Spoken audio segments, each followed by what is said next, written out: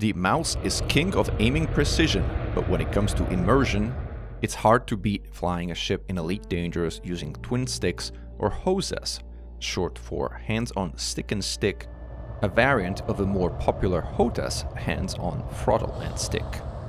You may know me as a mouse and keyboard pilot, but I actually began my Elite journey a decade ago using the predecessor of a Logitech X56 HOTAS. Before that, I've owned a variety of Thrustmaster devices.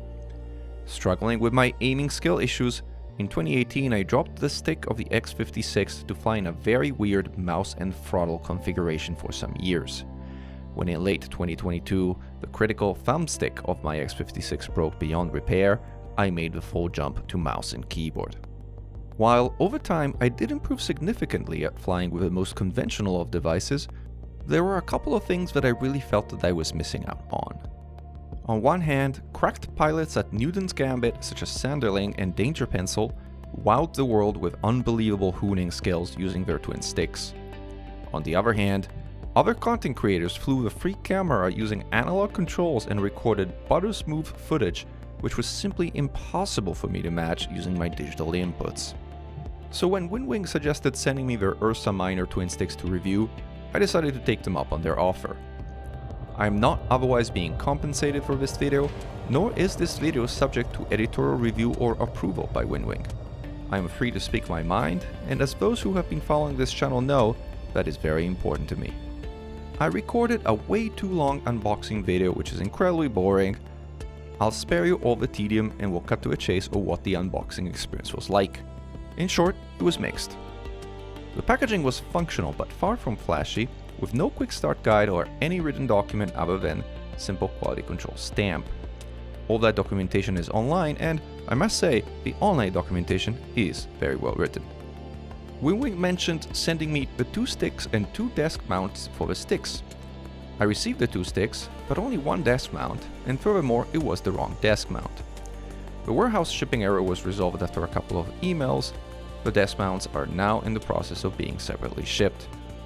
The initial lack of desk mounts didn't prevent me from setting things up and giving it a go, especially since, and I believe this to be a positive highlight of the product, the white base and generous non-skid pads underneath the sticks made them sit pretty stably on my desk, even during intense combat. The first impression of these sticks was pretty good. The build quality of the sticks themselves felt on par with that of the Logitech X56 I used to own, except possibly for the buttons on the base, which feel rather plasticky and cheap, whereas for instance the X56 has some pretty sturdy metal switches on the base. The out-of-the-box dead zone configuration setting was spot on, all axes centered very well with practically no drift, which is something I could never truly say of my X56. I really liked the ergonomics of its Z offset for the Omni throttle. It felt really natural for spaceflight, even with flight assist disabled. The devices were plug and play and immediately recognized by the system. WINWING's device control software, called CMDR Pro, is functional but has a rather utilitarian user interface.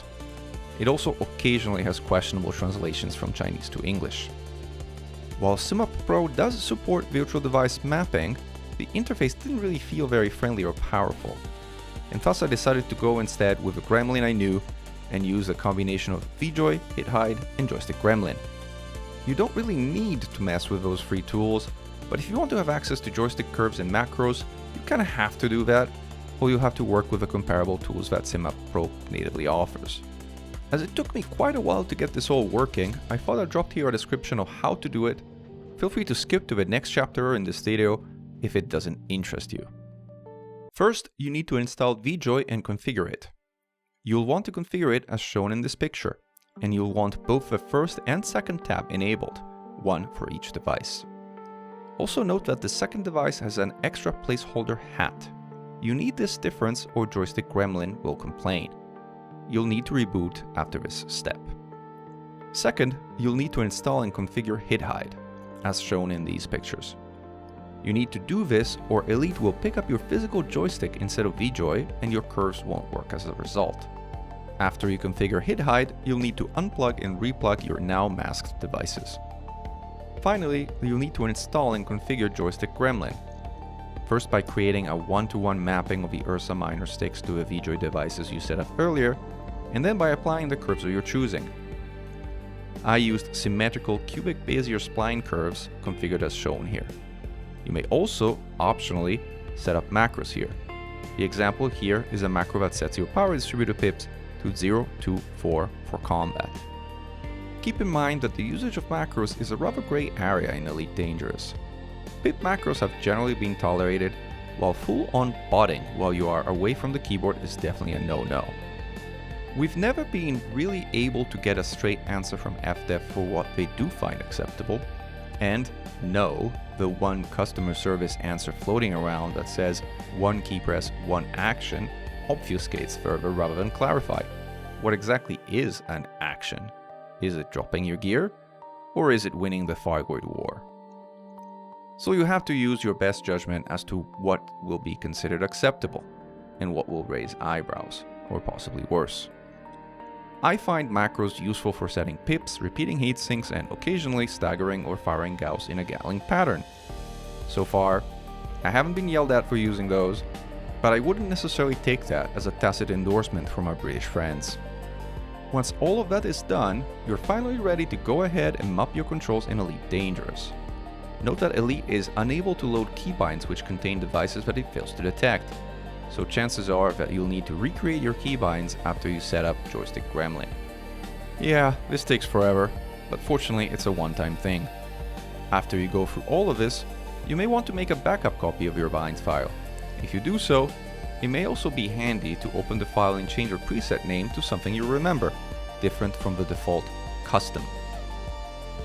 I don't know how reliably my settings may work for others, but since it took me hours to set this all up, and it may work for you if you configure VJoy the same way I did, I'll be uploading my Elite bind files and Joystick Gremlin profile to the AXI's wiki website. Check the link in the comments below. Try them out and see if they work for you. And even if they don't, hopefully they'll give you a decent starting point to customize your own settings. Now is a good time to take a moment to highlight that about 2/3 of you are not yet subscribed to this channel. If you find my content useful, I'd kindly invite you to take a moment to hit like, subscribe, and hit that notification bell, so you won't miss on Elite news, tutorials, shenanigans, and the occasional destruction of thyroids in the most unlikely ways possible. Thank you, your support means the world to me. Now let's take these sticks through their paces, shall we? I have to start by saying that having 6 fine-grained degrees of freedom feels absolutely amazing in Elite Dangerous. Controlling the ship this way just has a natural feel to it. Anytime you completely change your controls, however, the first few days are rough. Joystick curves helped immensely in getting things under control, much more so than I thought they would. One day after I got this all set up, I blasted through my first Hydra using double sticks.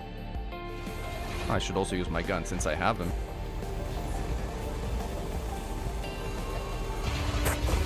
And it's down. Alright. Hydra down. Thank you, WINWING, for the 2 sticks. The twin, see, I can show you my kind of range. My right stick and my Omni throttle, if you will. My left stick that I used to take down my first Hydra with full-on stick-and-stick controls.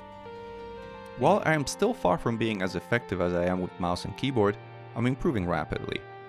I feel that with more practice, I can likely approach and maybe even match the precision I have with my old control scheme. My ultimate vote on the WINWINGs is, simply put, a big thumbs up. For very affordable twin sticks that provide a wonderful experience in Elite while being very effective to boot. Whether they will reliably continue to get the job done for an extended period of time, I really can't say, but assuming their reliability proves to be acceptable, these are a really good buy. But how do these compare to alternative options on the market? I have to admit, I'm not really a joystick expert, so I'll ask you to take the statements in this section with a grain of salt, as I may have made mistakes, and if I did, by all means, please feel free to point them out in the comments below. I also don't own most of these other devices, so I'll focus on the only thing I can speak about with any degree of confidence, which is their price.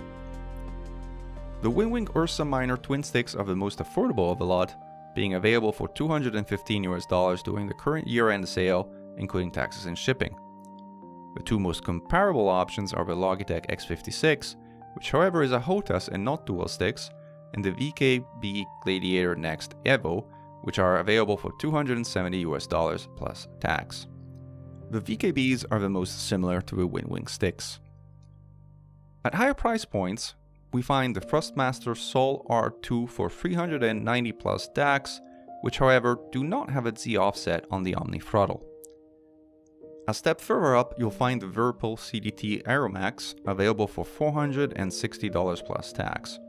These appear to use more metal in their construction and may have higher build quality, but of course that comes at over twice the price of the WINWINGs. More expensive options still do exist, but they are beyond the purpose of this video. If you ask me which one I would buy, the best I can do is walk you through how I would think about it. I'd first rule out the X56, because it doesn't have a second stick, it's a design that is more than 10 years old, and furthermore I've broken mine too many times to consider buying another one. It was good 10 years ago, now there's much better out there. Next, and some may consider this a hot take, I'd rule out the Thrustmasters, because I really like the Z offset on the Omni throttle, and the Thrustmaster doesn't have one, short of resorting to custom mods, which I'd rather not do. Then I'd look at my budget. If my budget allowed for about $500 for sticks, I'd consider the Whirlpools first, as they seem to have very good reviews in the community. If my budget was instead in the $250 to $300 range, I'd compare the WINWINGs and the VKBs.